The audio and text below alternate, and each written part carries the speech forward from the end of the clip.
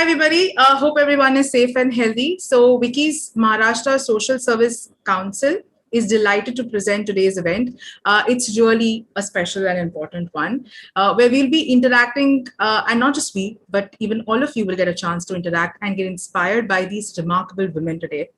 Before we get into the overview and the way and the manner in which the session is planned, I would like to highlight the relevance and context of today's session and panel discussion. So, as quoted by Kiran Majumdar Shaw, ultimately the greatest lesson that COVID-19 can teach humanity is that we are all in this together. These unprecedented times have taken us through myriad of emotions and brought many of us face to face with some really tough challenges. Many of our citizens did not have access to basics such as food, shelter, or even found gasping for oxygen, something that we probably had never even imagined. As the second wave hit, things started to get more disastrous. And while most of us were mourning, deliberating, or even trying to decipher what is happening around us, there were heroes like healthcare workers, NGOs, and other volunteers who were working at the ground level, fighting the adversities and the pandemic like true bleed warriors. To honor and get inspired by them, but to also provide them a medium to showcase their work in order to facilitate any further help that they might require. Wiki MSSC has arranged today's session, which is calling out viability in times of distress. Our panelists include amazing women across locations and experience. Let me begin with a brief introduction about them. So we have Shivani Upadhyay. She's the co-founder of Enrich Lives Foundation, ELF, an IIT Bombay alumni, and has been working tirelessly to provide emergency food and medical relief to thousands of families since last year. What started as a small initiative with friends and family has now become a huge relief effort and a registered nonprofit. Shivani works full-time as a development financial professional and runs this NGO and a team over and above her day job. So welcome, Shivani. We also have Dr. Bharti Sharma. She's the Honorary Secretary of Shakti Shalini. Shakti Shalini is a non-governmental organization based in Delhi that is committed to gender equality. Shakti Shalini supports survivors of gender and sexual violence across India, and even during the COVID times has been instrumental in providing relief support. Dr. Sharma is an academician and also been on the committee for the drafting of rules of the Juvenile Justice Act. She's a recipient of the highest French distinction of the award. That's a French award, so pardon me, I'm not able to pronounce that properly, but it sort of translates into Knight of the National Order of the Legion of Honor, conferred by the President of the Republic of France in 2017 in recognition of a lifelong commitment to child protection and women empowerment. Thank you so much for coming and joining and being a part of this initiative, Dr. Sharma. We also have Isha Agarwal. She is an IIT-K alumni. After completing her MTech, is working as an analog designs engineer. In spite of being in a demanding full-time role, she, along with other alumni of IIT-K, got together with the initiative of Breathe India. The Breathe India campaign was initiated by a bunch of IIT-K alumni as a necessary initiative to aid in the current ongoing COVID crisis. It was launched on 25th April 2021, and a very ambitious goal of 250 oxygen concentrators for Delhi.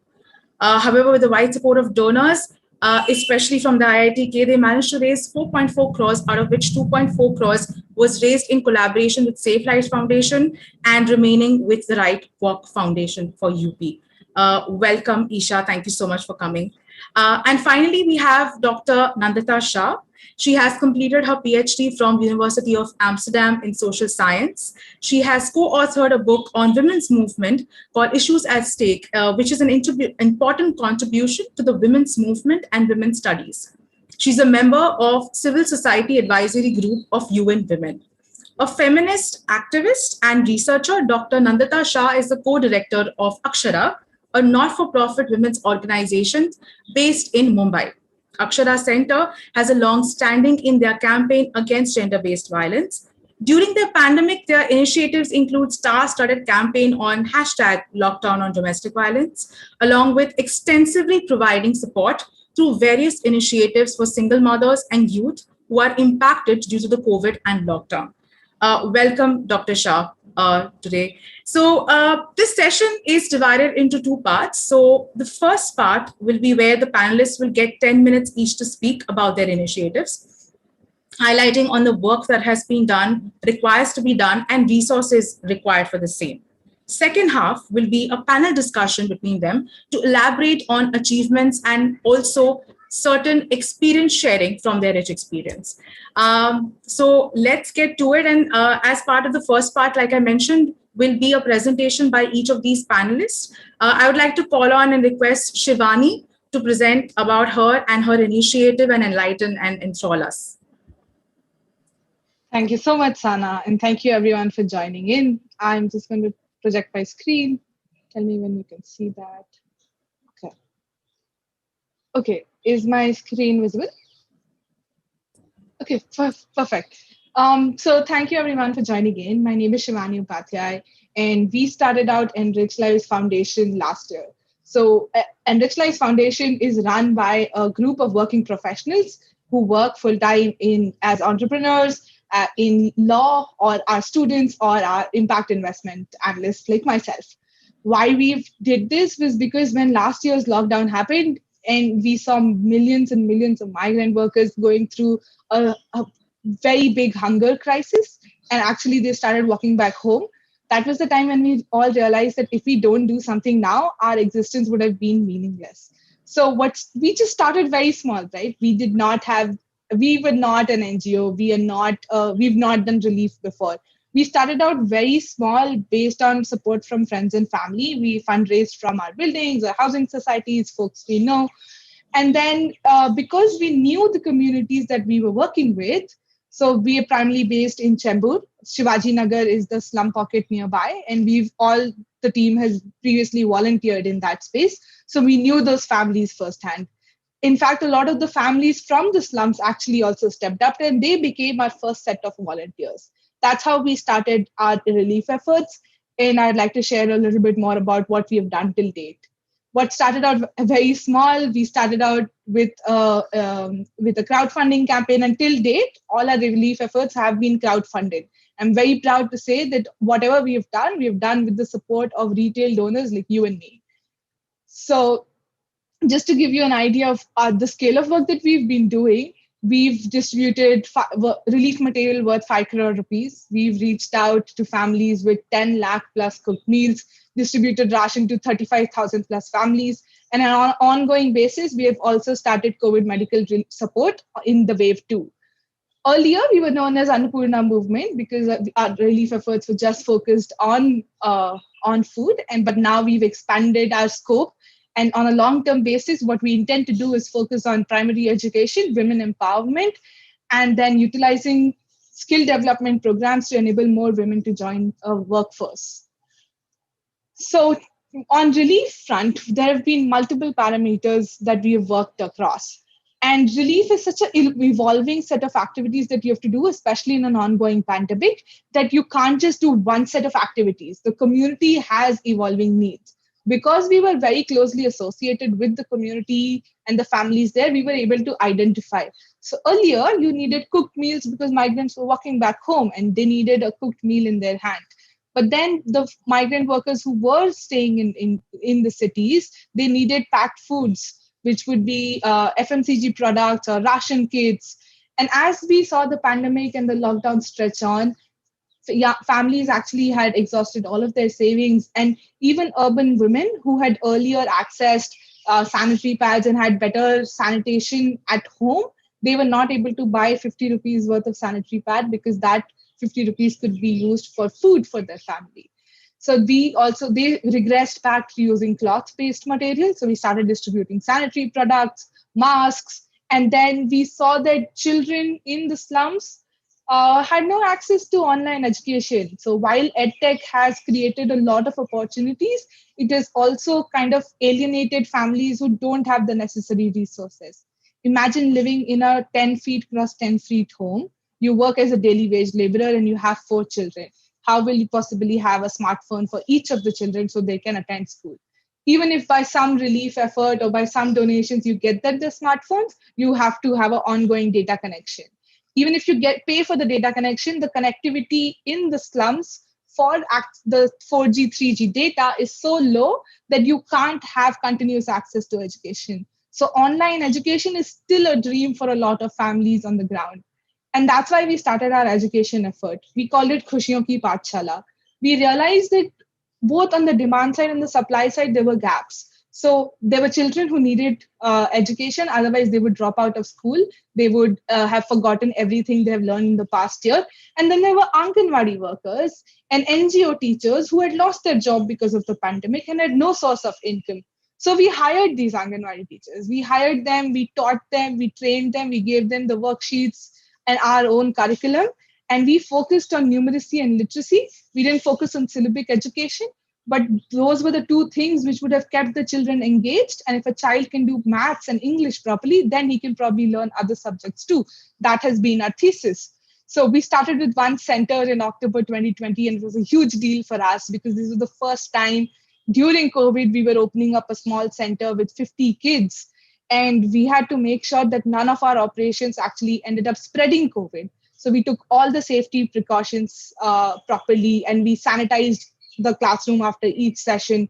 And what we saw slowly as we started to expand in other areas, our volunteers wanted us to keep the centers open through the hours of the night, say till 10 p.m.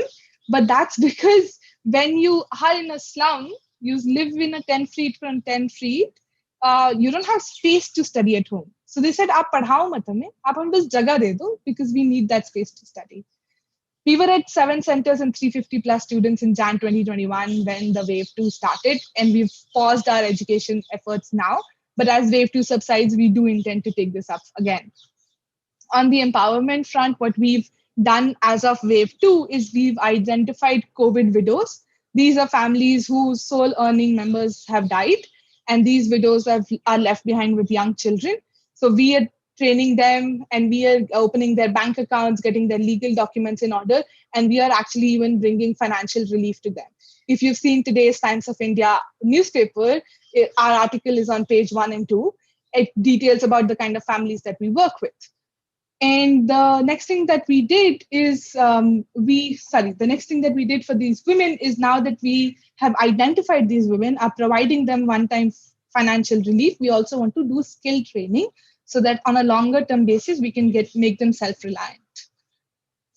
A little bit about our process, like I mentioned, that our volunteers are members of the community, and we have proper beneficiary lists of families who have no ration cards or are marginalized communities, homeless, widows, handicapped individuals, chronically ill patients. These are the families that we focus on first because they anyway don't have access to food. And our process is the one thing which was very important to us as a new nonprofit and a new relief effort was building trust, right? Because not everybody is going to trust a new nonprofit. So we did everything we could. We made our funds transparent.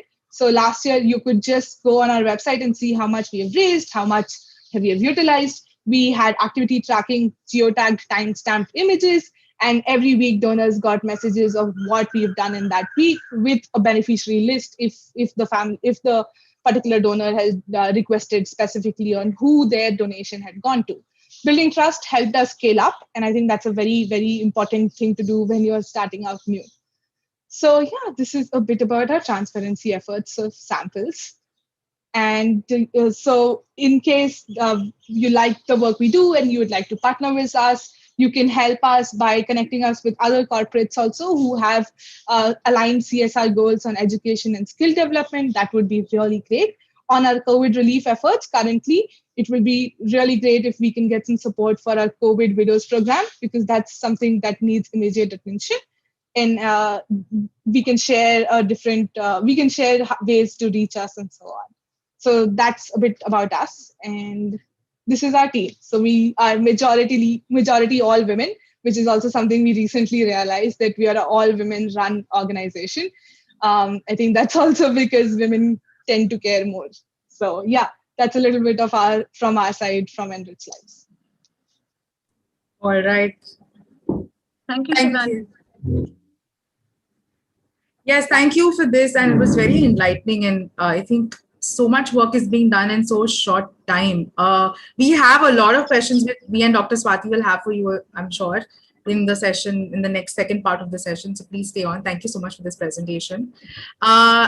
Next up, and like Shivani mentioned, the coordinates, how to reach out to her in case you all want to help in the funds or help in volunteering and partnering with her in whatever way we can. We'll be putting it on our social media pages as well as in the link where you in the YouTube description box very shortly, not right away, but in some time during the course. Right.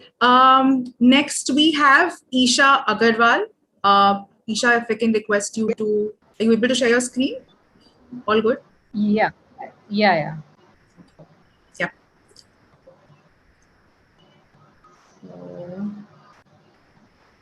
are you guys able to see the presentation? Yes. Okay, great. Okay, first of all, thank you, Sana, for having me and giving me this opportunity to talk about Breathe India. A little bit about me. I did my BTech and MTech from IIT Kanpur in electrical engineering, and I've been working as an analog design engineer in Texas Instruments for the past 5 years now. About Breathe India, we all know what's been happening in the country for the past 8 to 10 weeks, and the our experience from the first COVID wave did not really prepare us for what we saw in the second wave. We saw that I think this was something which was unanticipated by the administration as well as the citizens alike.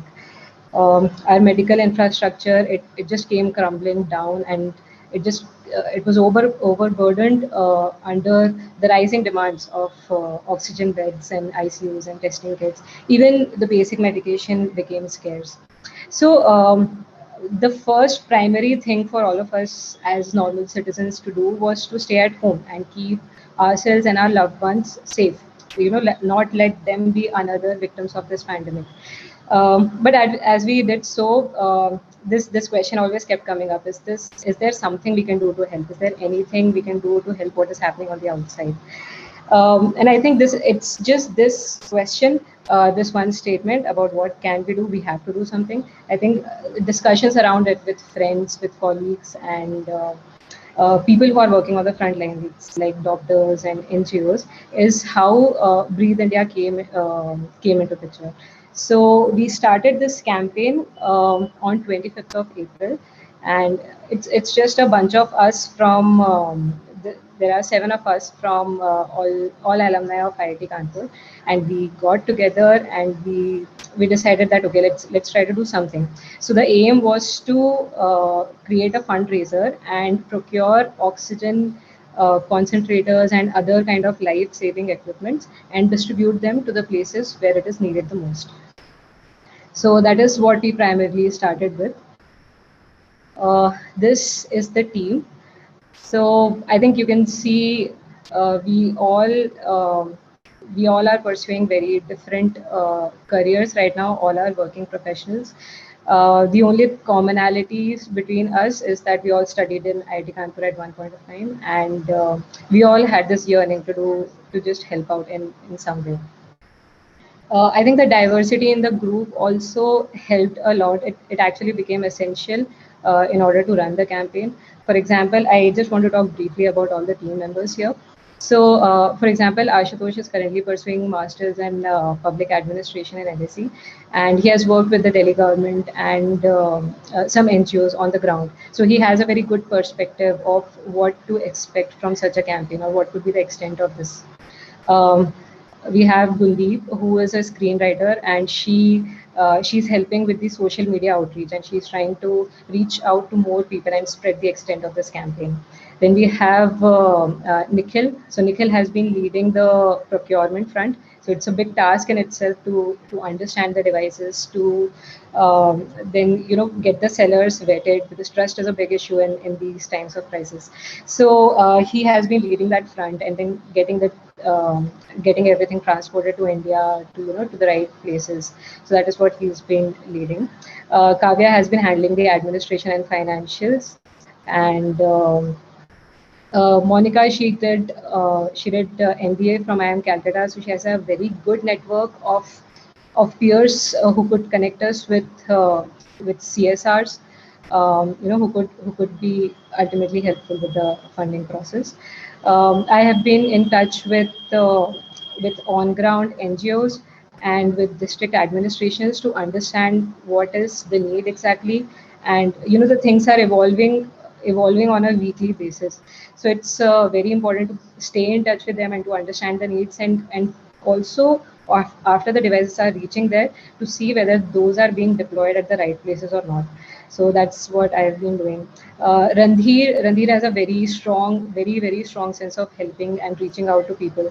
And I think once we get busy with the campaign, we get busy with specific tasks. It's very important to keep in mind the big picture, to keep in mind why we started all of this. And I think Randhir is the one that always brings that perspective into the team.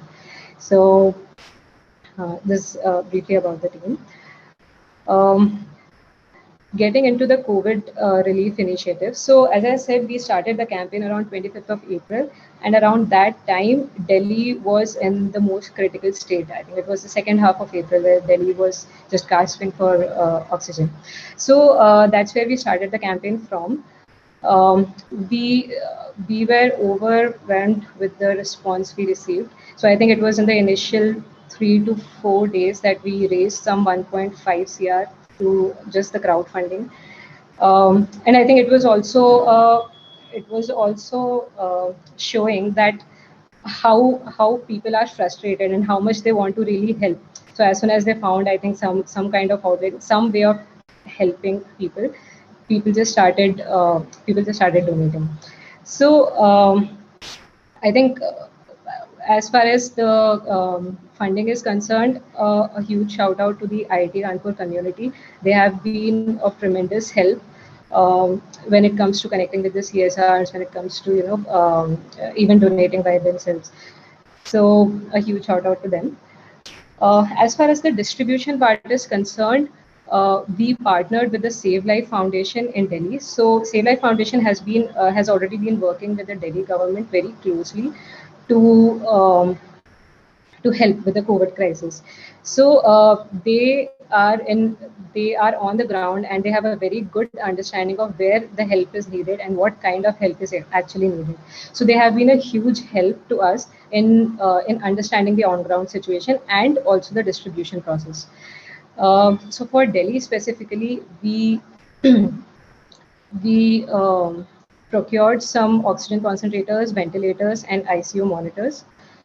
Um, I think these are some of the pictures of how these devices are going to be used. So the first one is about the oxygen concentrators arriving, and those have gone to Ambedkar Hospital and other healthcare facilities, mostly government facilities. We do not cater to the private ones around Delhi. The second and third pictures are of the GTB makeshift hospital, where the ventilators and the ICU monitors have been deployed. In the second phase, so basically some 10 days into the campaign, we realized that Delhi is receiving a lot of help from many directions. Even the central government is stepping in specifically for Delhi. So we thought we can probably shift our efforts to a lesser popularized region, and that is where, but a vulnerable one. So that is where Uttar Pradesh came into picture. So so we, in the phase 2 of this campaign, we moved to Uttar Pradesh, and we partnered with another NGO called the Right Walk Foundation. So the Right Walk Foundation, the best thing about them is that they have a very strong presence in some 11 districts in UP. They have been working primarily with the slum communities there, and so we really like that whatever help we are trying to get, it will reach to the most vulnerable sections of the society. Even other than these 11 districts, they are actually in touch with the administration of more than 60 districts in UP. So that's whom we partnered with. As for the funds are concerned, so far we have raised some 2.2 CR through crowdfunding and some 0.5 CR through CSR collaborations. One thing we also did when we moved to UP was to change the strategy a little bit. So UP, I mean, we primarily wanted to get into remote areas. So what we understood through various conversations with the district administration and with the NGO itself was that when it comes to tier 3 places, when it comes to very remote places, the main problem, the main need there is to provide medical kits and to provide awareness, so that because people there, they don't know what really is happening with this whole COVID situation. So they may be careless while taking medication, or they won't have access to basic things like a thermometer or an oximeter. So the strategy that we took was to first provide these basic things to the tier 3 places. For the tier 2 areas, we decided to uh, procure the bigger instruments like oxygen concentrators and cylinders and flow meters. And the idea was to enable these tier 2 places which have some basic infrastructure, but maybe not these kind of sophisticated equipments. So both these steps would help us reduce the burden on the tier 1 places. So that's what usually happens. As soon as somebody fell sick, the tier 3 will go to tier 2 first, and then to tier 1, and finally the tier 1 will get overburdened. So this is what we tried to do. So our strategy has been to focus primarily on tier 2 and tier 3 places here. These are some of the pictures about what has been done so far. Some of the devices which have been deployed in very remote districts around UP. This third picture is actually a very nice story. So these people actually, they got inspired with our Breathe India initiative, and by themselves they raised some funds and they provided some oxygen flow masks. And we are very happy to see that people are taking up upon themselves to try and do something for the localities that they live around. So I just want to thank all the people who have supported us throughout this campaign. So all the CSRs, all the district administrations who have been very uh, who have been able to help in terms of distributions as well, and after the distribution, even following up with them about where the devices are going and in which hospital they are being used, what is the condition of the device. So for these kind of things, we are constantly in touch with the district administration, and they have been very supportive throughout the whole process. So far we have raised some 4.3 CR overall, and you can catch. So in order to maintain transparency, we have been updating the progress about the funds and about the procurements, about the distribution, everything on our Insta and Twitter handles. We also have a Google Drive where we are putting in all the POs and PIs and all the invoices. All the pictures about where the devices are going. So all of these details are all available openly to everyone. You can go on the fundraiser website and get information on that. So finally, about what is next. So as we know, the second wave is slowly starting to come down. But that doesn't mean that things are going to be okay. So there is going to be a huge aftermath of what this crisis has done. So it's not just about lives now. There's going to be a lot of financial distress. A lot of people have not been able to work. So a financial crisis is going to follow this. In addition, there are things like the education of lower economic sections, because those people they don't have access to mobile phones or laptops like all the other ones do. So those things are going to come. And also there have been predictions about the third wave that is going to come. So we think that our task is not done here. We are trying to now move to more sustainable solutions, like supporting the vaccination drives or setting up some oxygen plants, and in general, a more sustainable approach. I think between the second and third wave, we are going to have some time to prepare the medical infrastructure, and I think that is what we want to focus on next. Yeah, that's all from my side. Thank you, everyone, for listening. Thank you, Isha, for the interview. I'm mighty impressed with your work at Kanpur IIT. Very happy also to notice.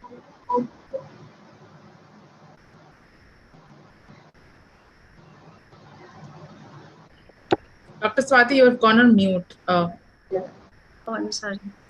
Uh, So thanks a lot, Isha. I wish and the further projects also. And like you said, we have to think of the work ahead that is to be done. But rather than thinking of the third wave, I would appreciate that all of us should also give a thought to what we can do in the intermediate phase where we can educate people towards not getting into it. As a doctor, I would appreciate if we don't land into a third wave. That would be really a massive job, I know. But yes, that's a request from me to all of us who are into social work, that we should educate people how to stay safe and how to stay away from corona. And then, yes, we all are there, of course, to help things that we did. You all are doing a great job. Young minds thinking alike. Wonderful. That's great. And like Marcus Aurelius had said, that do not act like you want to live for 10,000 years. So while you live, while it's in your power, be good. And that's how you all are. You all are not only good, you're too good. So now I welcome Dr. Nandita Shah, the co-founder of Akshara Center. Madam, over to you for your presentation. Yeah, so can I ask Monica to just put my slides?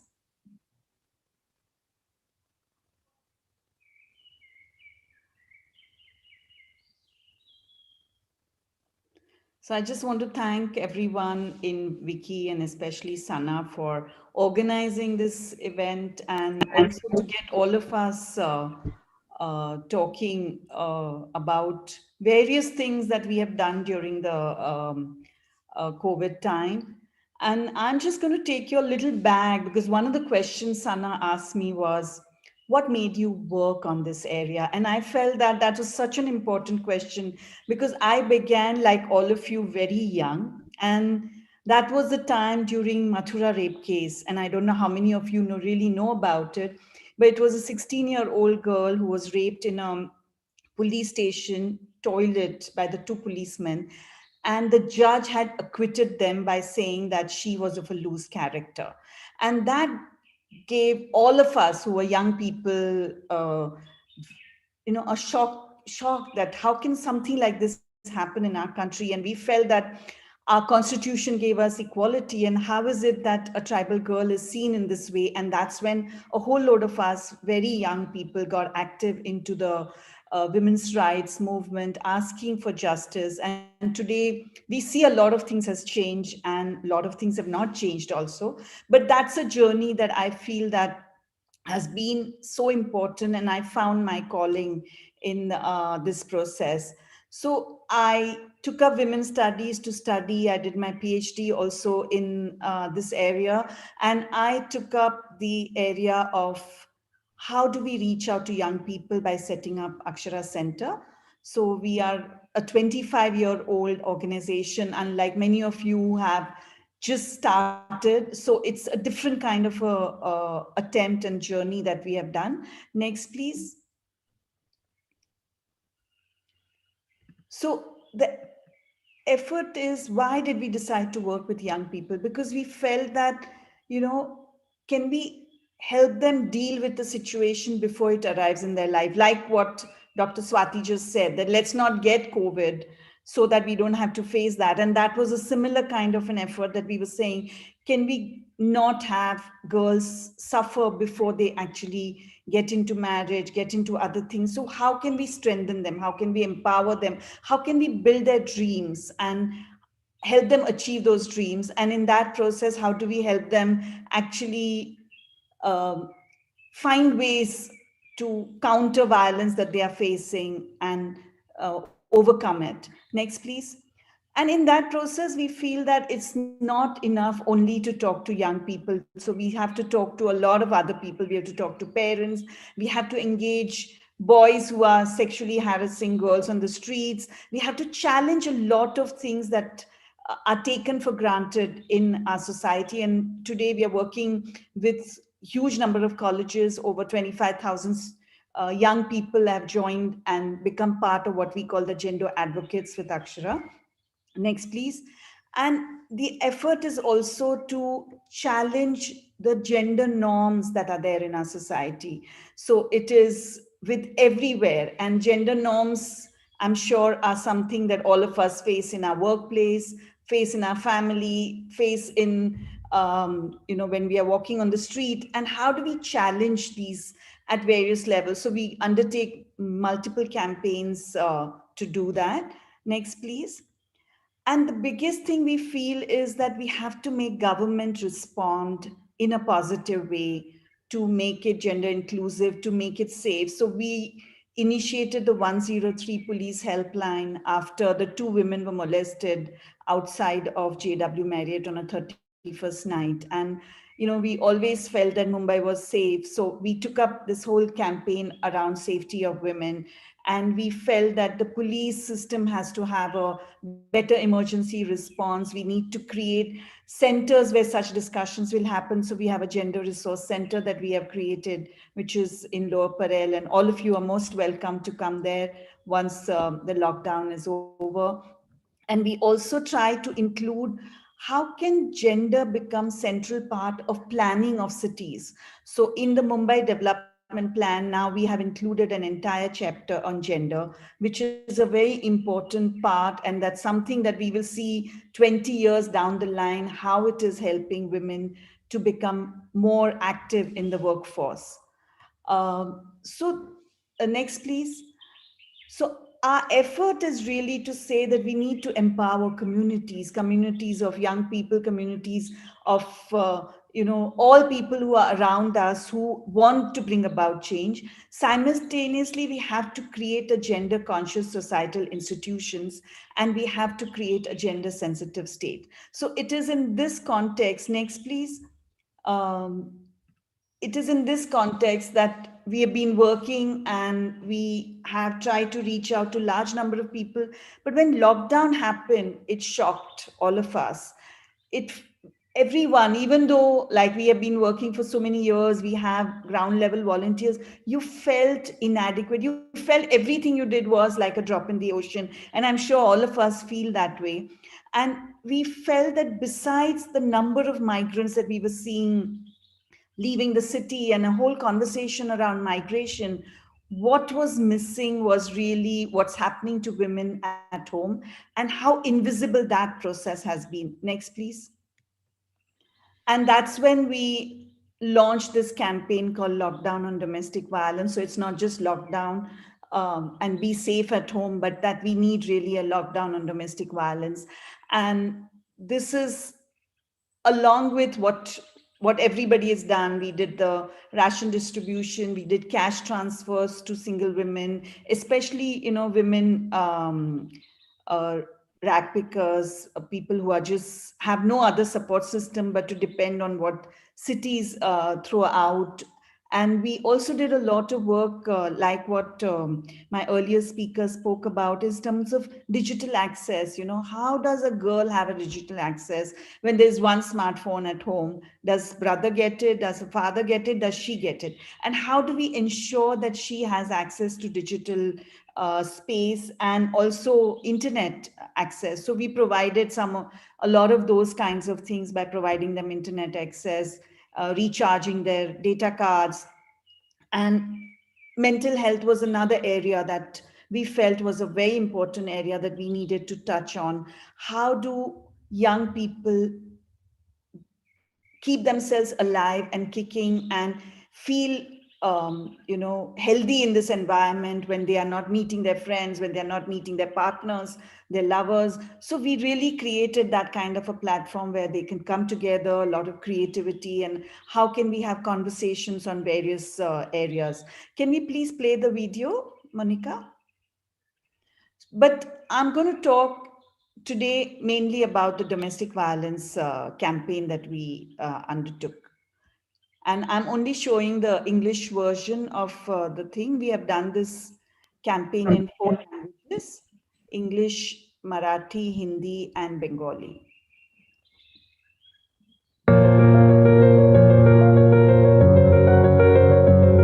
During the lockdown, there has been a sharp increase in the number of domestic violence cases. To all the men we say, now is the time to stand up against this violence. To all the women we say, now is the time to stand up and break your silence. If you are a witness to domestic violence, in your home. Please report. If you're a witness to domestic violence in your neighborhood, Report it. If you're a survivor of domestic violence, report it. Report it. report it. Report it. Let's put a lockdown On domestic violence. Let us put a lockdown. on domestic violence. Let's put a lockdown. On domestic violence. Let's put a lockdown. On domestic violence.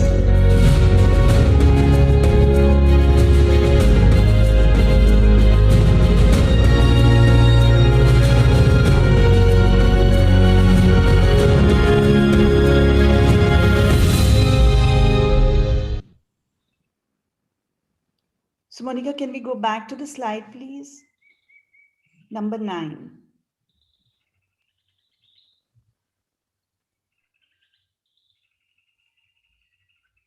So the effort in this video was that you recognize that home is not the safest place for women, not for all women, and that this whole idea that, go back home and be safe needed to be challenged, and we needed to figure out a way to raise this whole issue. Next, please. And our effort continuously was that how can we make sure that we raise the issue, but we also create a support system for women. And that's when we decided to partner with Government of Maharashtra and Maharashtra Police, because we felt that however much of organization and NGOs that we are there in across Maharashtra, we cannot reach out to every woman. It's finally something that the police have to come in, and it is job of police. And yes, police are extremely caught up in COVID duty, but we still have to create a support system where police and us can work together. So that was the idea. Next, please. And it was the first time that we felt that it was important to get Bollywood involved. Bollywood has never taken a stand on domestic violence, and we had 26 celebrities who came in, and we had done this in 4 languages, who came in to speak in this video. And the whole idea that you ask for reporting, it already communicates that it's a crime. And that was an important communication. We felt that was something that reach out to everybody, and that women feel that they can go. And that's why we gave 100 numbers that women can approach.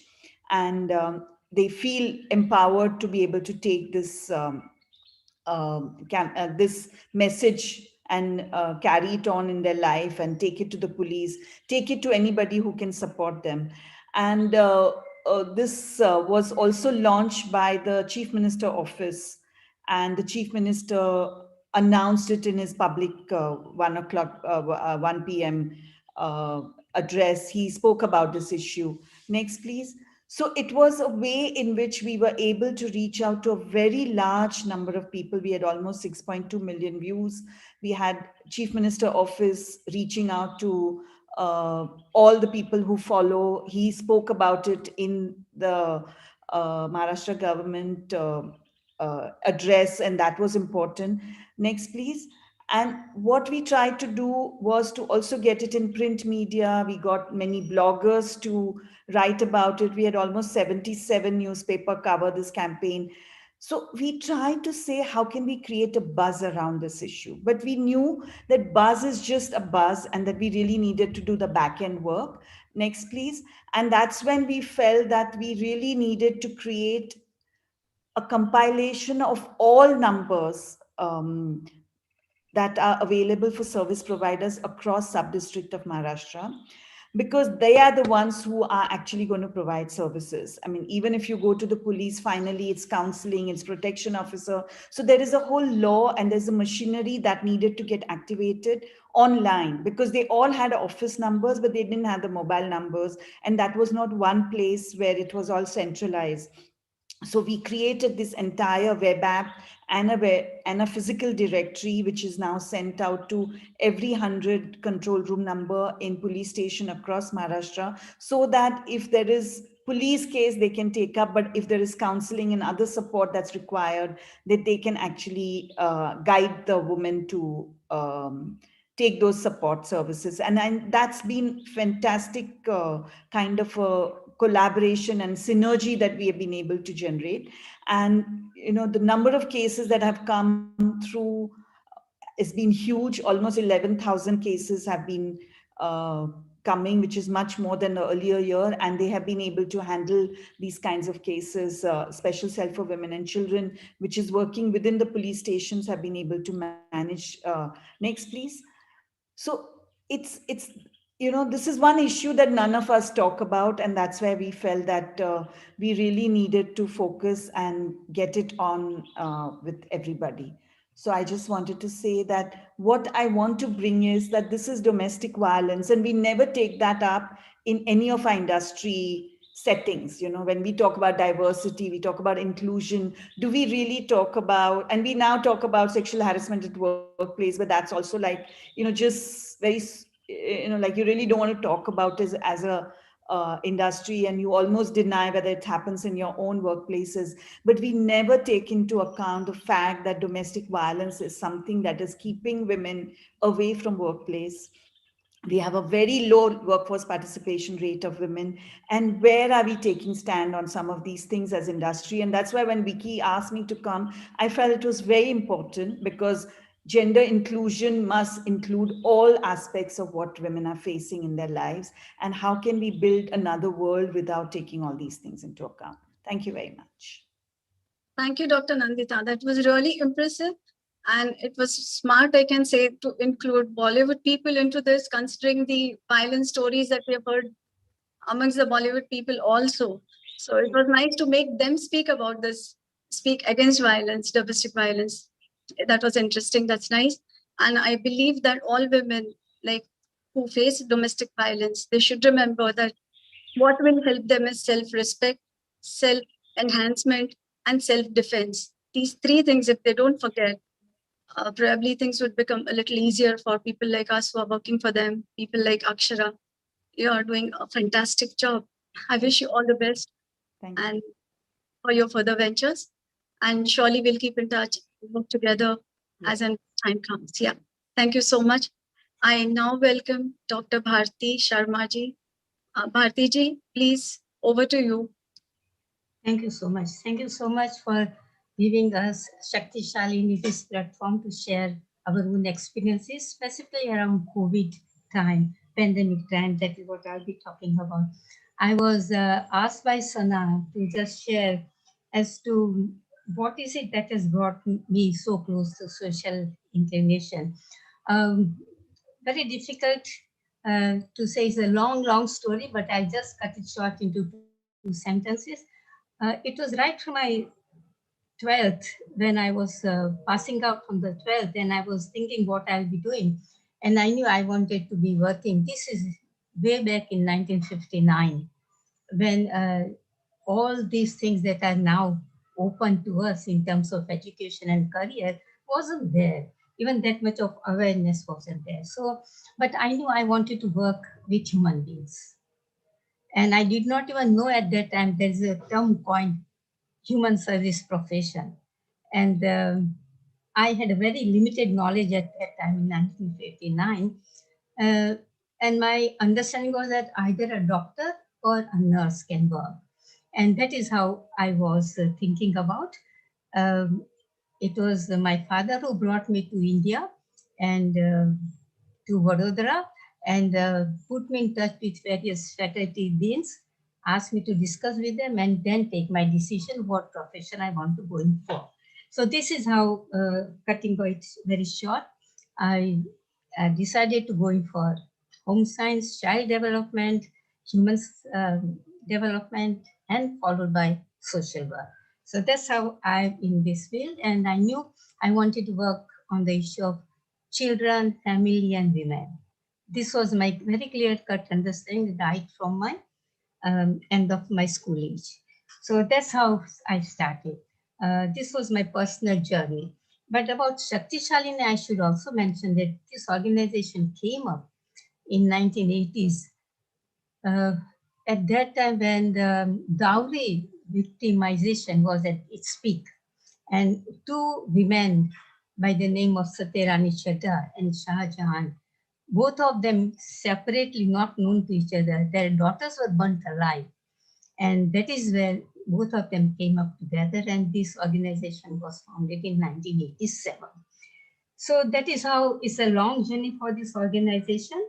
Coming over to our present state, Shakti Shalini works on the response side, wherein we have crisis intervention and counseling center, and we do pan-India counseling on telephone with other partners also. And in a response, we also have a shelter home for women in distress. So these are our two main response mechanisms. The very important thing that we wanted to start is that it is not enough to treat the ailment, but it is also important to see that there is no ailment. That means we must work on the preventive aspects, and on the preventive aspects, we have community outreach work, we have skills development center to combat violence, we have artivism, that is activism, taking up actions through activism to the art. And another component we have is education enhancement. So these are the major components of our work, the projects that are working in the area. Specifically talking about the COVID thing now. See, this came to everybody and to us as a thunderbolt. We were not aware, none of us were aware that the kind of change we will have to bring about in our work is going to be so drastic. Our whole work was person to person. In the response, we were dealing with survivors of violence. Any survivor, any gender, made no difference whether it's a man, a woman, or a gender of LGBTQI. So person-to-person contact was very actively taken up in the response mechanism. Even in the preventive aspects, it was all person-to-person, skills training, artivism, theater, dance, and many more things. So when this came up, we were all, for a while, became numb. Then we realized that we'll have to take up now to digitalization, because there was a very strict lockdown and we could not even reach a shelter home. It was that way, because social service organizations like ours and other organizations that work on the issue of children, they were not considered as essential services. And when they were not essential services, we could not go to the shelter room also. So we had to struggle hard. And of course, later on, with a lot of struggle, we could go and get some passes and all that. So what I'm trying to hinting at is that it is something that came to us as a very big shock. And we started digitalizing ourselves. So our team at the grassroots level started learning digitalization, how to take it back to our community and to our shelter residents, and how to work on that. So that was a very big achievement for us, that now our team members have learned how to work online. So a lot of things were taken up online. Begin with response, I must say that we had a helpline, but it was 10 to 6, Monday to Friday. Now that helpline, immediately we converted it to the, immediately converted it over to the, thank you, Josna, converted into the helpline 24/7. That was one thing we did. And we also curated a list of various helplines run by various organizations, so that many more survivors can approach. And our understanding is that many survivors came up because of this. Then over that, in the prevention also aspects, we had a lot of sessions taken up by our field workers and our trainers in the Skills Development Center through the smartphones. The kind of support that the organization needs is so much on the issue of shelter. We run a shelter on our own effort, but we know we really need a very huge support for the running the shelter, because it is, we give them all the kind of services, we beginning from, of course, all daily needs, plus mental health, physical health, legal services, and anything that the survivor requires, to the extent that we also support some survivors' education also, and rehabilitation and reintegration of all the survivors to the best of our capacity. That is what we do. So we need funds for the shelter. I would like to mention over here that we have very recently, on the 1st of June, launched our chapter in East. So this is chapter based in Kolkata, which we cater to Northeast region, as well as West Bengal, Orissa, Chhattisgarh, Jharkhand, and Bihar. So survivors in these areas are also, we are going to cater through crisis intervention and counseling services. So it's for this chapter that we really require a lot of financial support. And thirdly, if people can, I know number of people can understand this, the importance of media.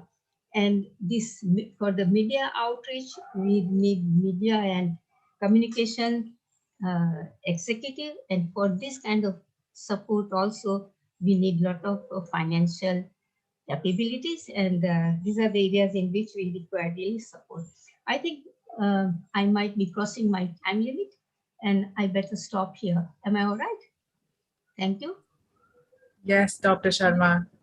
You were great, in fact, not just all right. Thank you so much, everyone, for sharing their responses and their initiatives. They're nothing short of inspiring. And although I have read up in advance about all of these initiatives, and they have blown my mind earlier as well, but hearing them again and hearing it from, in a way, the horse's mouth, the people who have conceptualized it, and not just conceptualized it on paper, but also implemented it, is really something else. So thank you so much for these presentations, and they did add a lot of perspectives. Like I've earlier mentioned that all the details, if you want to collaborate with any or partner with any of these NGOs, their details will be put on our pages as well as on the link shortly. Not during the course, mostly there is some tech issue there, but we will be for sure sharing the details of all the panelists and their initiatives. Now, we're going on to the next part of, and because we have such amazing women, so we thought let's use this opportunity for them to synergize and discuss, because all of them have had very different ways and means of going ahead. The cause ultimately is combating the pandemic, but the beneficiaries, so as to speak, were different in the sense that one, while Isha's initiative was to provide oxygen concentrators, which benefits like everyone. Whereas, important topics like domestic violence, which can get missed out, or sexual violence, or any other form of harassment that women and other genders go through in case of Shakti Shalini and Akshara, which can get, sort of undermined and missed out in times like these. That was also sort of highlighted by, the Akshara Center, as well as Shakti Shalini. And of course, Shivani's initiative, where they had the food and food packets, and these are the essentials, in terms of how to provide food packets and other essentials like sanitary napkins and everything that were not available because of the lockdown. Now, so I would request all the panelists to keep their videos on for this one. So this discussion will be co-moderated by Dr. Swati and myself. And we'd like to begin with, I think, Dr. Swati, if you can just begin with asking a set of questions. Yes, to Shivani as well. Yeah. So Shivani, my question is, first thing is respect and appreciation to the work that you have started. And I understand the distribution of food packets and sanitary napkins, other essentials, you had to involve the ground level workers. So I would like to know, how did you manage all this to make those cooked food packets ready? Where was the cooking done? How did you arrange for the place for cooking and distribution? Would you please enlighten us on that a little? Yeah, surely. And so cooking 1,000 meals in lunch and 1,000 in dinner, not a small feat. But thankfully, one of our team members comes from the QSR space. So, and her own kitchen was also, did not have enough space, enough orders to sustain their operations. So we utilized part of her kitchen, but then we also reached out to these corporate kitchens, right? So like Sodexo and so on operate kitchens in the corporate offices. and the offices were closed, so they had a lot of space, and we negotiated down to quite good rates. They also kind of supported us during that. What we saw was in cooked meals, what's most important is that you take the meal and take it to the beneficiary in a very short time. Because after a khichdi is cold, it's not really pleasant. And we wanted to make sure that if the food, even if it's going to the people who need it the most, right, they also should enjoy the food. Otherwise, we should not differentiate between the kind of food humans have. So we did that. And to make sure that our operations were smooth, we hired a tempo full time. That was the first time in my life I ordered a tempo. I had no idea how that's done. So porter doesn't work. You can't ask a porter to go to slums in Shivaji Nagar where there's no GPS location. So you have to hire somebody on ground and run a full operations intensive. Must have been a task to control the quality and also control contamination at times, because there are chances of it getting contaminated when you're cooking on such a large scale. Yeah, so contamination actually was easier to control because we worked with folks who had already cooked at such scale. So we took samples. We made sure that the weight was measured properly. So they had to give us samples that we would also taste and make sure that, okay, this is working well. In fact, we then did a longer program after wave 1 subsided a bit with the Rebel Foods organization. And daily from 4 different kitchens, food was going out. So quality control and contamination, you can work on that if you work with people who've already done it. But if you start your own community kitchen, that's another ballgame that we have not been able to. The most important part of it when you are doing some social work like this, where you're feeding, you don't want complications out of it, right? Yeah. Sorry, please. go on.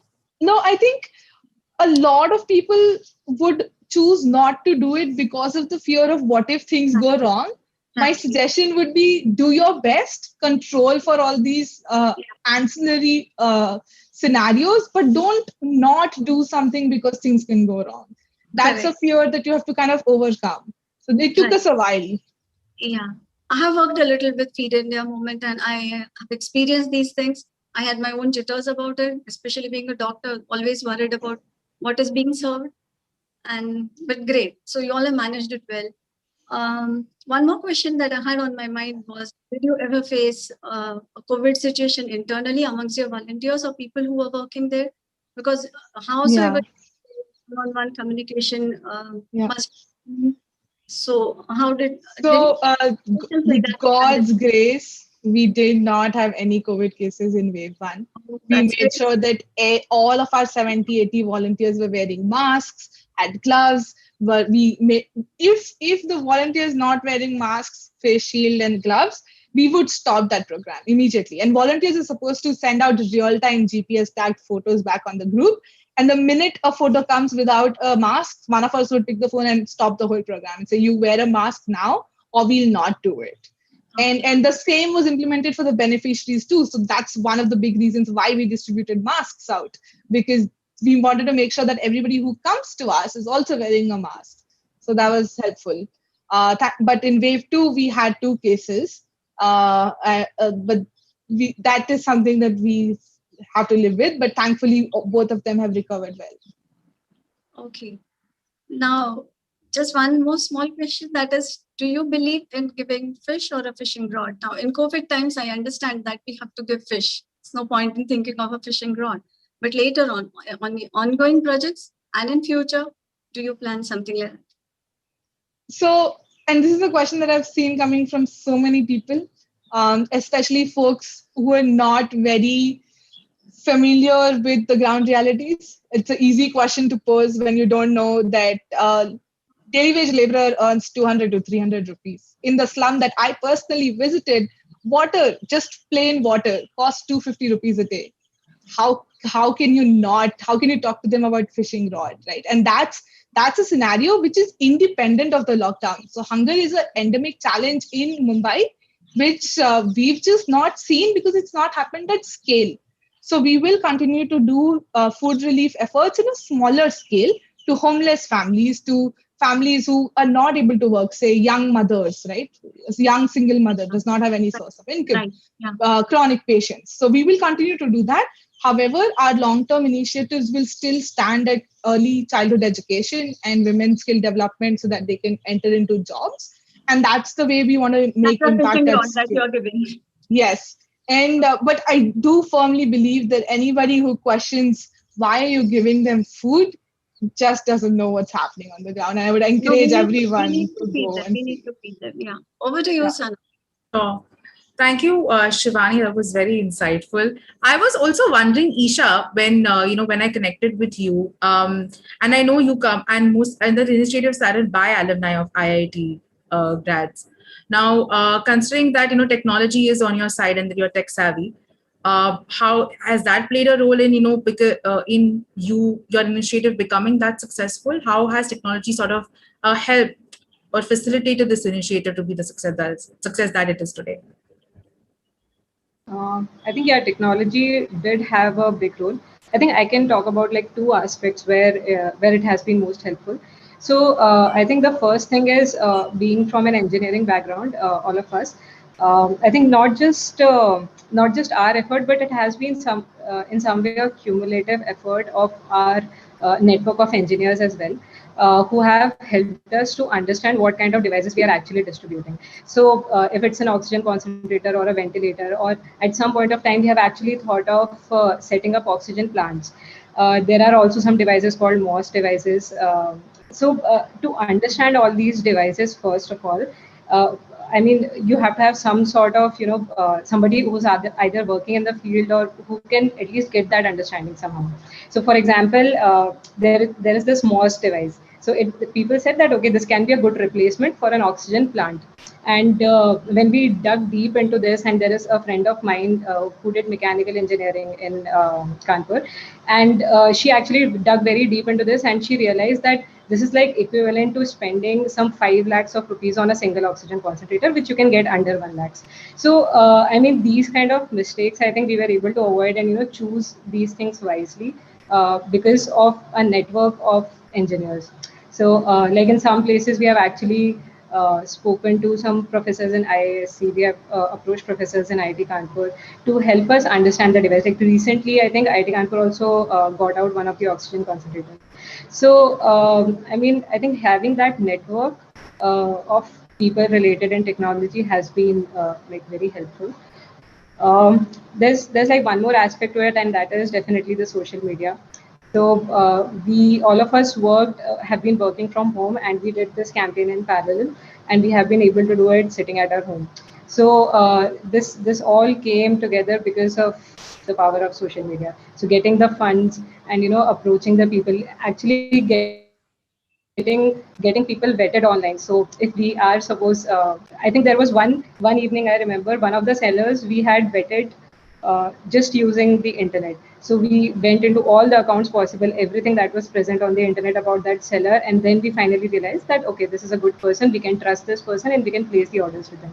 So I think internet in that way has been extremely helpful in connecting and carrying out this whole venture. Even I think once we procure the devices, once we deploy them, and when we put up the pictures on social media, it gives more confidence to our donors as well. That whatever they have spent the money into, that is actually going into the right place. So and that would encourage people to try more, and if they're able to donate more or help out more. So Sure. yeah. Wow. And that's the question, because when normally the perception is that if there are tech people from tech background and an esteemed institute like IIT coming together, how does that really help? So I was really interested to understand that. And considering taking a cue from that as well, like you all do have full-time jobs, right? And we know how the work from home scenario is right now, and all of us right now, even Shivani for that matter, is doing something over and above than what she's doing for professionally or for games, right? And working from home, I know, has its own challenges. I mean, you do not have that space between professional and personal life is almost not there or is overlapped. So, with all of those challenges, with your work pressures, how have you sort of managed to work around those and navigate your way and then take up this initiative so successfully? I think NGOs, our partner NGOs, have played a big role here. So, I mean, they were able, and also our connections with the district administration. So they have been able to give us the picture of what is actually happening on the ground, and they have been instrumental in the whole distribution process. So I think the strategy that we took for this campaign was to, have that trusted on-ground presence through which we can carry out the whole operation. So I think that was one part of the strategy that helped us to carry out this. Other thing was that I think, as I mentioned during the presentation, also we had all divided. We have like very specific roles in the team, so it's not like all hands are on everything. So somebody is looking into procurement, somebody will be talking to the NGO, somebody will be approaching the CSRs. So I think this kind of distribution has also helped us in some way to manage, all the whole both the things together. Yeah, so teamwork is the key word. Very important. Yeah. Yes, that's the secret. All right. So thank you so much, Isha. We do have a lot of questions also coming from the YouTube comments, and we are sort of collating that. But whilst that is happening, Dr. Swati had a few questions for Dr. Sharma. So over to you. Yeah, Shakti Shalini has been doing a great job by having helplines during COVID times. Dr. Bharti, I really appreciate that you've had so many helplines happening there, but I wanted to know who are the people attending these calls and how have you trained them? And what are the experiences that you came across? What kind of calls you have received? If something of it you would like to share here? Certainly. See, this is not a new thing that we had. We always had a helpline. Right. Yeah. So that helpline that we had was a landline-based helpline, 10 to 6, Monday to Friday. So that was always there. So we received not many calls on the helpline as well. It was because of this COVID situation that we realized that we have to be at home, offices are shut, and then how can we reach to the survivors? And that's the time we decided and declared our helpline, 24/7 helpline. We have 2 counselors, trained counselors who have been working with us. This is not a new thing that we had introduced. So both these counselors decided to stay together in the same place, in the same house, and they work 24/7. And you would be interested to know that during the first phase, we used to receive many more calls from the survivors after 6 p.m. So from 6 p.m. to 6 a.m., that was the time when we would receive the calls, more calls around that time. But during the second phase of the COVID, it changed. We did not have many calls, very few calls after 6 p.m. And why do you think, ma'am, that this difference has come between the two? The difference in the situation itself. I think it is very important to analyze the situation, social situation and familial situation. In the first COVID period, the lockdown was very strict. So men could not go to work. All workplaces were closed down. The perpetrator and the survivor were in the same space, 24/7. And there were a lot of frustration on the part. I'm not saying that the survivor doesn't have frustrations, but when we look at the perpetrator, a lot of frustrations of not earning, not going out, not doing other things, and just confined in the home. आदमी है ना, पुरुष है. सही कहा. It is not a woman who can stay in the house. So all those things create a lot of stress on the man, and a lot of violence happened at that time. And that is why we had many cases coming up from the survivors, pan-India survivors wanting to be rescued. They want to just get out of those situations. In the second one, the scenario is absolutely different. See, if you see the kind of things happening in the second COVID is that a lot of deaths. Exactly. Yeah.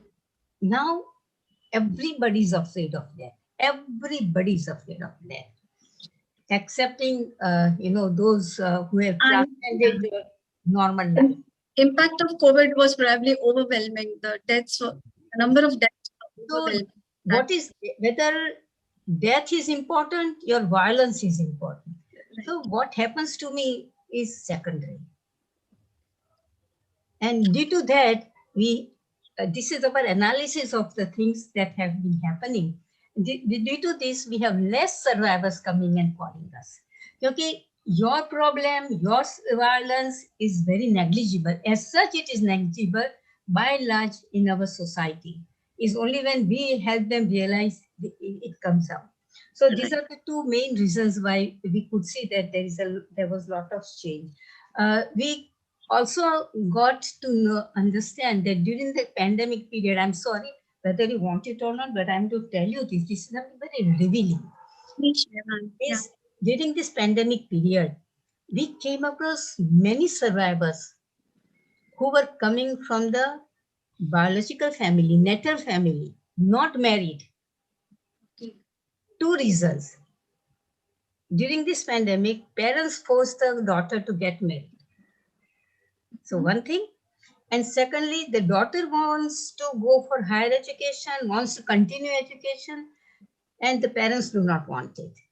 And we have come across many young girls wanting to come out, and they have come out, and we have helped them.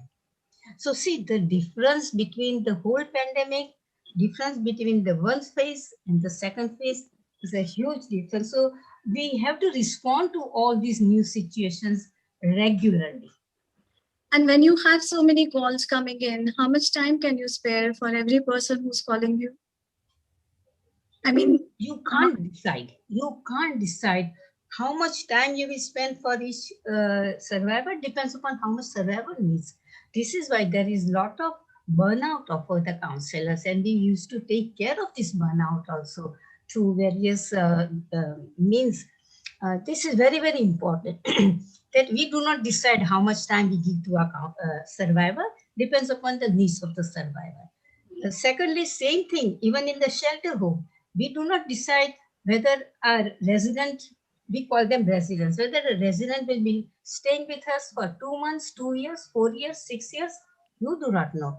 Depends upon how soon or how long will she take to be able to come out and take charge of her life. So this is not for us to decide. And we go by the readiness of the survivors. And ma'am, you have already shared with us that you have had a survey of 120 families in South Delhi, and you have some results out of that survey, and you're working on it. Yeah, sure. I think Sana, will that... You have a presentation about it. Yes, yes. Sharing that presentation. Sure, Jyotsna will be doing that. Jyotsna, if you're around, can you please share that presentation? Or I have it handy as well. So. Congratulations for your helpline which you've started for East India. That's, I mean, eastern parts, all regions. That's based out of Calcutta. That's really nice. You want me to talk about this survey first? Yeah, sure. Sure, ma'am. We wanted to understand the ground reality among the 5 marginalized communities that we work in the Southeast district of Delhi.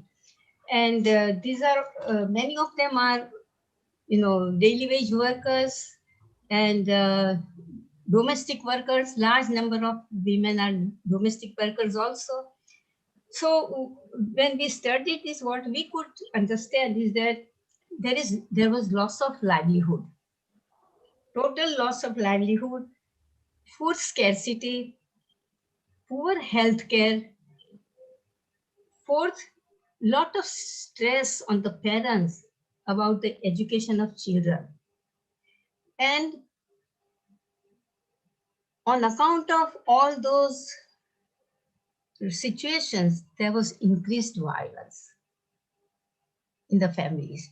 And our community outreach workers and our skills development trainers, they were all in contact with our community members, giving them psychosocial support. That was the most needed thing at this time during the COVID period. And this is what has helped us to even go ahead. Can I have the second slide, please? Just quickly go to the second slide, please. See, if you see that, yeah, you can carry on the third one, please. It was just 120 households that was ration. Ration was in a short supply. That means there was little hunger also. And in order to combat these kind of situations of ration, we also conducted two ration drives also. Plus, we also had some sanitary components and the drive for the sanitary components also. So ration and sanitary components milake, we had couple of drives so that people can get some support. That is what we could do it. I wish we could have done more, but we were not capable of doing more than that. Third one, please. Another slide. Another point was something about work situation, the employment situation, and we found that many people became unemployed. Secondly, there were people who could go to work, but the work was very limited. And thirdly, somewhere where they got the salary, they got the payment, but that was at a reduced rate. So economically, when we see that there was unemployment plus less of work, and all that affected the economic situation of the family as well. Next, please.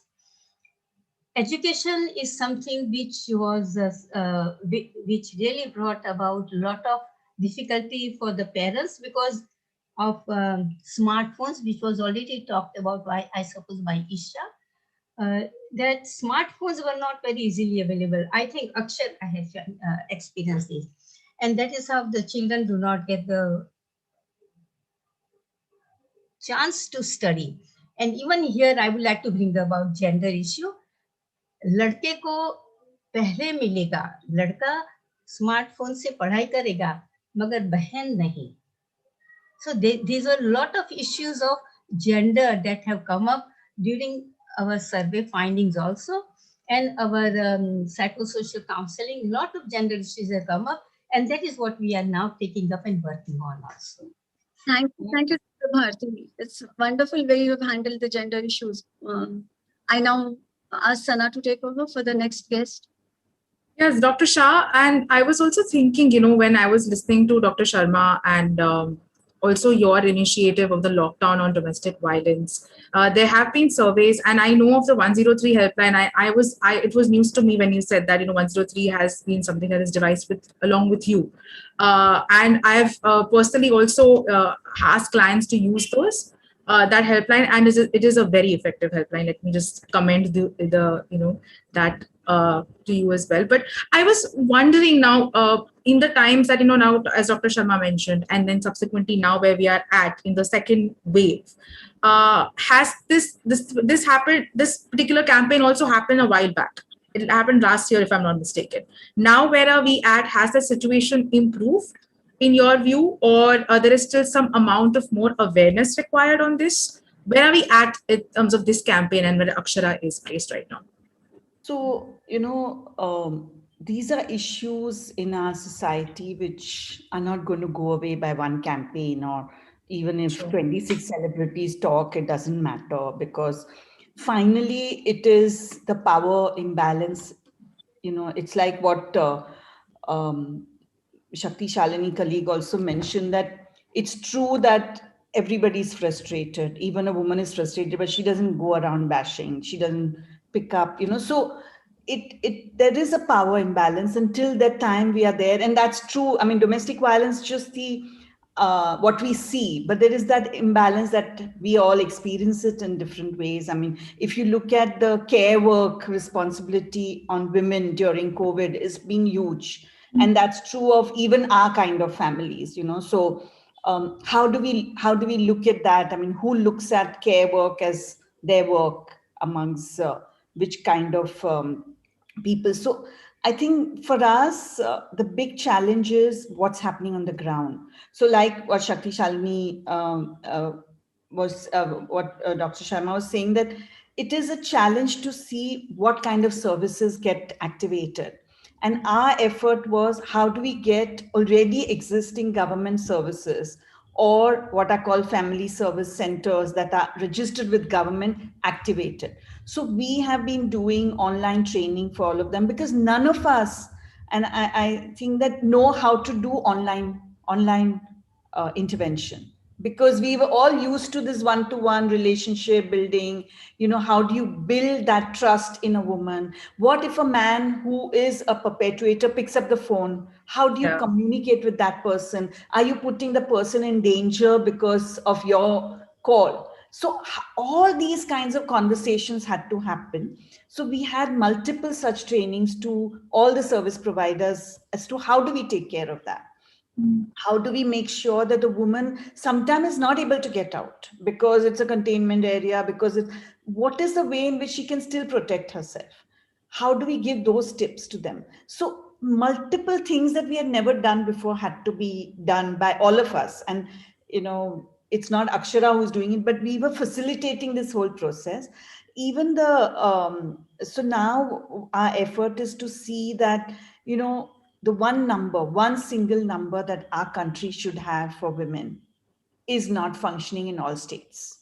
It's not functioning in Maharashtra also. Like 181 is a number that is there in some states, some not there. How can we have one number? 103 we could not use because it's only in Mumbai. And it's because we have fought to get it. But you cannot have one, you should have one number. So that's why we said 100 is like 911 for us. It should be a number. Why should it be that a woman cannot call that number, or women don't feel that they own that number also? I mean, that number is to service them. Fair enough. How do we create that whole infrastructure, which is linking civil society, NGOs, and police together? And that is something I think has to continue. It is not only during the pandemic. Yeah. It is something that we have to continue. And like what we were saying, that how is it that this is not treated as essential service? And this is a demand that all women's organizations have put, that this has to be seen as essential service. And all the people who are giving this service have to be given possibility of intervention, because such large number of women are suffering. So all that process is still very much continuing, and we are collaborating with the Minister for Women and Child and trying to see how this can become part of what Maharashtra government will do. And we decided to focus only in Maharashtra because we felt that if we do it all over India, everywhere different organizations are there. But this sub-district and very down the level of information, we could not have collected it. And we could not have had this kind of linkages, which we could do in Maharashtra. So we felt that it's okay, Maharashtra is also big enough. Let's just focus and get it done in one state. And then that can be used in another state later on. Sure, there's a step-by-step process where you're saying, let's cross one bridge at a time, which also makes sense. Yeah, and speaking of new initiatives, I think when I was reading about you and Akshara, there was this very interesting initiative called as the COVID Boredom Initiative, right? And talks about mental health, I'm guessing. You have to come up with many different kinds of things, because how do you engage them? How do you make them feel not lost completely? So we kept having multiple platforms in which, how do we be creative? So we had competition on the best creative stuff that they came up with. We had competition on even like, whatever gender kind of understanding we have, to do a creative projects on how do they look at a particular movie. So we had a whole talk on multiple masculinities that are portrayed in Indian cinema and stuff like that. So we have been trying, like we even taught them gardening. How do you do gardening in your own garden? Because that's another way to find something, a life coming, where you see something happening in that thing that allows you to feel wanted. So we tried multiple ways to connect with young people and creativity. That's a nice initiative. I think we have been all wondering like how to overcome the boredom also, and talk about mental health, as I think is very, very important in these times as well. And there are so few questions that we have actually that we've got online from the YouTube live comments. And first question is to Shivani. Shivani, how do you keep your volunteers motivated? Is what Ravi Shankar Kumar is asking. In fact, it's the other way around. Our volunteers keep us motivated. So these volunteers have been with their community and they stay right there, right? So suffering that is very removed for us is not as removed for them. They're seeing it real time. So they're always passionate to do more. And I would like to cite an example of one of our volunteers, Shaheen. And she was one of the people who got COVID, one of our two volunteers who got COVID. And when she was lying down in her hospital bed in Seven Hills Hospital where she was getting treated, from there she was filling data for families to get ration because that's as part of our SOP. So she was working even from there, and I told her that don't do it now. Once you're back, we can do it later. She said no.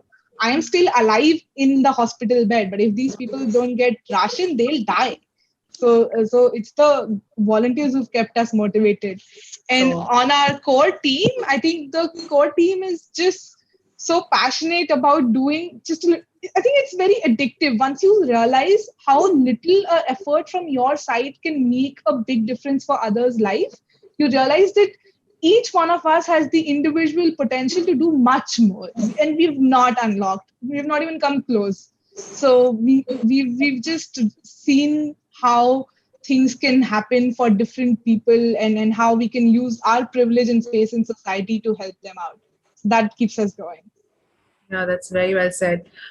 We have another question for actually Dr. Shah, where just reading the question out. So Akshara Foundation has initiated their Youth for Change program, where they are helping young men become allies against gendered violence. To what extent has that been successful, and in what way? So our effort is always that we don't only talk to young women, because empowerment of young women must go side by side with a kind of gender consciousness amongst young men to recognize the privileges that they have and to be together in this journey, because we want to create a world which will be together visioning a society which is gender equal. So that's why Akshara has for a long time been working with young men. And our experience is that today young men are much more ready to have the conversation, to be able to change some parts of it. Like, so we say that, you know, they're very happy to help their mothers now. They are happy to not be this protector for their sisters. How equal partner they will be with their wives is always a question that we keep waiting to ask, because that's where the challenge is. You know, how do we do that kind of equality? And it's not about I'm doing it for her. It's about it's our journey together, and how do we create that kind of a conversation with them. And it's been very interesting. Like, you know, we do something like safety audits, and we have had young men who have actually been standing on the katta of the college and passing comments on girls and all. And when we have done these audits, they have realized the kind of impact what they are doing with just for a few minutes of fun is having on the lives of young women, and it's changed them, and they don't do these kinds of things. So there are many such stories that are there to talk about change, but how long it'll go on and how when will they give in to the societal pressure is a question always. And that's true for even women, you know. Not all women are. Fair enough. So I think it's a process that we have to allow space for everybody, but at least we have to question it. We just don't have to accept it because this is what has been told to us. So how do we learn to question it? How do we get young people to start looking at it differently? You.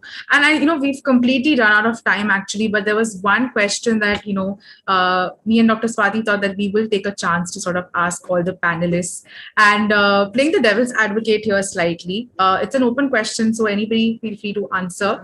When it comes to a lot of, it may be a misnomer, or is it really not? When we say that probably, NGOs are in, say, tussles with, say, the government administrations, or the stakeholders and government authorities. Are you all working together, or is there like a difference of opinion? And if there is, then how are you able to overcome those hurdles? Is that a misnomer in our head, or is that something that's a reality? You can be politically correct. It's fine. Shall I answer? Sure. So, as a women's movement, and I think Dr. Sharma will also agree that as a women's movement, we've always said that we need to collaborate with government, because without that we can't reach large number of people, because the issue of women's right is so huge and inequality so huge and what it means. So we need everybody to be together, and government has to own it up. But it doesn't mean that we'll not come in conflict with government. When government does not deliver certain things, we will be there on the road demonstrating. We will ask for it. So when Nirbhaya happened, all of us were on the street asking for a better law. And that is not working with the government. That is pressurizing the government. And that's okay. So we are saying that working with the government does not have to be like a one blind kind of collaboration. So Akshara is constantly working with the government, and we are constantly finding ways to work with the government. So for example, after the 103, we actually even working with the BST bus, because we found that the largest number of sexual harassment is happening when a woman is traveling in the bus. So we got the best authority to say, let's give a new role to the conductors and let the conductor play a role of preventive, because most of the time conductors know exactly what is happening. And even if they just say, ki, Are, dekho bhaiya, aap kaise khade ho, that's good enough. You don't need to do anything more. So how do we create those kinds of conditions? And this can't be done by anybody outside. It has to be done by the authorities and by the government. So we have to find ways, but that doesn't mean that we have to be quiet. Sure. Is that something you also resonate with, Dr. Sharma, Shivani, and Isha? Would like to chip in, especially the logistics, right? Like you all are, like Isha and Shivani are dealing with the ground level logistics. So like say food essentials, oxygen concentrators, that's something that has been in the news for, and the government has been in the news for all of the wrong reasons, right? Anything that your end you think you can do better, or any support that you would have expected from them at the ground level would have, facilitated or maybe, enhanced the initiative that you all had in place? Yeah, I think government does play a huge role, and I think a lot of things can be simplified because government has a lot of infrastructure already in place. They have some small centers. They have things to get transported from one place to another. So and they can be the most efficient if they get to it. I mean, given that all the workforce and all the infra that is in place. And I feel like at the same time, the NGOs are equally important because the people that work in those NGOs, they have one mind about what the agenda is. Maybe the government doesn't. Government has a lot of agendas to take care of, but the NGO has just one set in mind. So I think a combination of these two is very important. A handshake of these two things is very important. And I think government can facilitate a lot of things with the NGO's agenda. So, sure. Yeah. Understood. If you all want to come in, I have 30 seconds exactly each for each of you. Can I just a quick 2 points? Yes, please. One thing is, see, all these services are mainly the state's responsibility. But the civil society should not keep quiet, and that is why NGOs come in. And this is how one pillar is that of the governments, the state, and another pillar is that of the civil society. And that is how we can run this society well.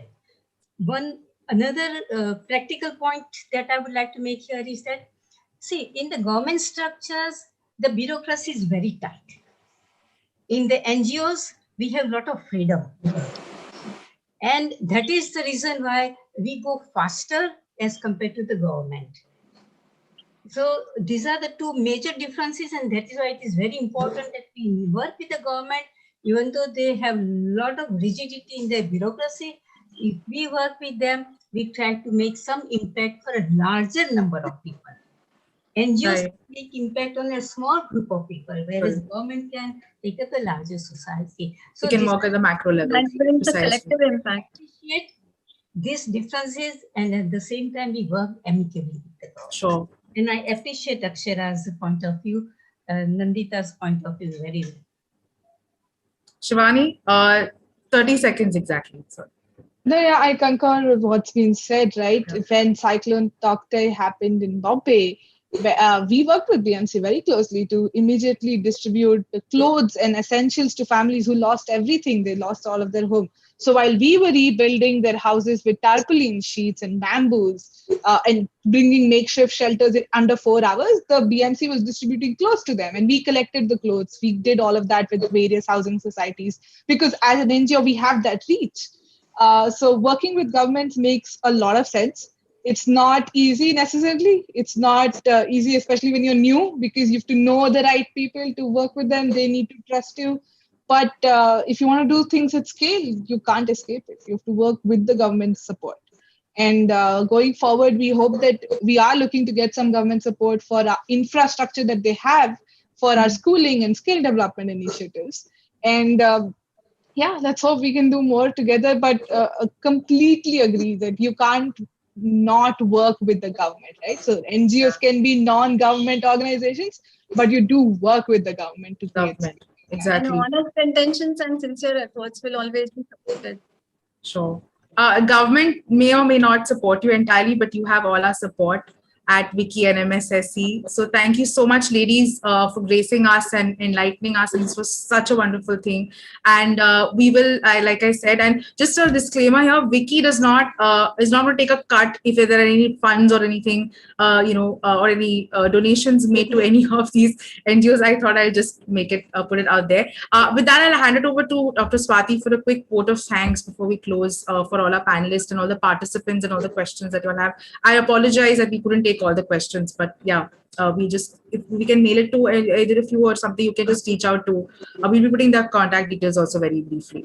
Yes, Dr. Swati, over to you. Wiki MSSC, thanks everybody who was here with us today. This evening was beautiful because all of you participated. I thank our panelists, the youngest ones, Shivani, Isha, and Bharti ji, Dr. Bharti, Dr. Nandita. It was amazing to have you here with us sharing your experiences.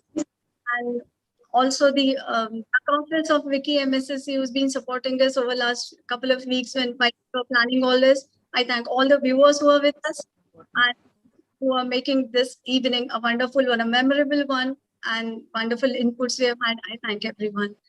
Thank you so much. Thank you very much. Thank you very much. Thank you very much. Sana. Thank you. All of you. And we invite you to join us. It was nice. Definitely. Yeah. Likewise. Bye. Thank you. Bye. Take care. Stay safe, everyone. Bye. God bless everyone. Bye.